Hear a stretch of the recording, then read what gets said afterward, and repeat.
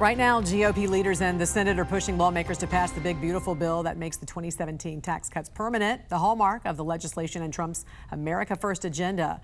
How does it improve on the House-passed version, though, and where does it fall short? Joining us this morning to discuss that is the Vice President of the National Taxpayers Union, Brandon Arnold. Good morning to you, sir. Great to see you. Good morning, Jen. Let's start with the revisions you say improve on the House's version. What do you like on it? Yeah, I mean, first and foremost, the Senate does a lot better when it comes to growth. And by growth, I mean, of course, more jobs and higher wages for workers. And the way they do so is they make permanent some of the provisions that are expiring from the 2017 law that encourage companies to make huge investments in the United States economy. That is machinery, bigger factories, research and development, all of the things that are really critical for economic growth. The Senate makes permanent, the House only did on a temporary basis. So you're going to have a much larger impact, positive impact on the economy as a result of that.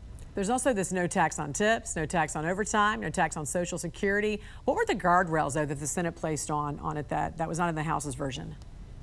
Yeah, with focus on the tips and overtime provisions, I do think they have better guardrails. There are income limitations for those provisions and also caps on the size of those deductions. That's really important because my fear is there's going to be a cottage industry that pops up that is encouraging people to recategorize their income as overtime pay or as tips in order to avoid federal taxation. And our only defense against that is the IRS, which, as we all know, is one of the most incompetent agencies in the federal government. So these additional guardrails, I think, will prevent some of that abuse and target the benefits to people that actually deserve them. We also know there's going to be some contentious debate on the SALT tax deduction. The House versions of the state and local tax deduction set a limit of $40,000. The Senate way under at $10,000. What's your thoughts about this? The sort of the discrepancy with the $40,000 versus $10,000. Where do you think it's going to eventually land? Yeah, I'm hoping much closer to the $10,000. The SALT deduction, state and local tax deduction, it's basically an earmark for the richest people in this country who live in the bluest, wealthiest districts in the United States here. So we should keep this deduction as small as we possibly can. The Senate did a much better job. They'll save hundreds of billions of dollars as a result of it. I'm hoping it doesn't go too far north of that $10,000 cap, maybe somewhere in the $20,000 range. But with a very narrow majority in the House of Representatives, that's going to be the biggest point of contention as they try to get this bill to President Trump's desk. Where does the Senate version fall short for taxpayers? Yeah, one of the things that's really concerning for me is that it doesn't accelerate the phase out of Joe Biden's green energy tax credits in the same way that the House does.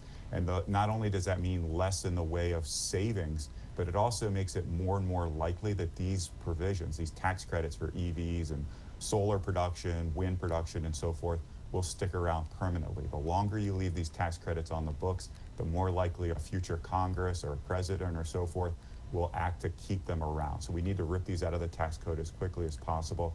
That's in the best interest of taxpayers. Another big weakness, too, was the fact that the debt ceiling in the Senate increased by $1 trillion more in the House without really any way to sort of gain that money back. There's not really a sufficient amount of accompanying budget and spending reforms for that. Yeah, you hit the nail on the head there, Jan. I think the House did a much better approach, a smaller debt limit increase. The debt limit is basically like your credit card limit. And if you provide a limitless credit card to people, especially politicians like we have in Washington, they're going to spend that money. We need them to come back to the American people to ask permission if they want to spend more money. And in exchange for that higher credit card limit, they have to be willing to make reforms to the budget process, make reforms to the way that they're going about their business, and hopefully enact some good bipartisan reforms to cap the level of spending. That's what's happened in the past.